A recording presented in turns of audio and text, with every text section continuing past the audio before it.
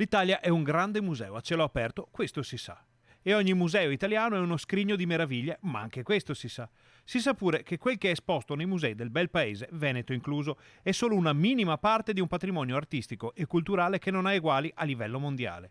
Quadri, dipinti, statue e libri sono spesso esposti al pubblico in gallerie stracolme di bellezze o addirittura giacciono in immensi magazzini che farebbero invidia a qualsiasi altra nazione. Proprio per questo motivo, per decreto ministeriale, si potrà aprire un passaggio più facile e immediato di opere d'arte fra le grandi esposizioni museali e quelle più piccole. Dovrebbe essere questo il contenuto di un grande progetto che il ministro della Cultura, Dario Franceschini, presenterà all'inizio di ottobre.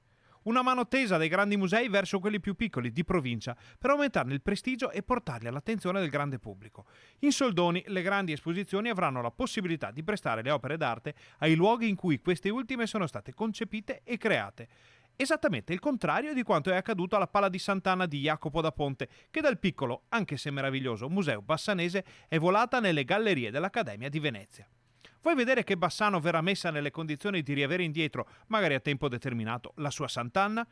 Visto che dell'operazione strategica annunciata dal sindaco Elena Pavan per riportare la palla in riva al Brenta non si è saputo più nulla, come pure delle richieste pressanti messe nero su bianco da molti consigli comunali del Bassanese, questa potrebbe diventare una ghiotta occasione per riparare a una perdita che ancora oggi pesa sul consuntivo artistico e culturale della città.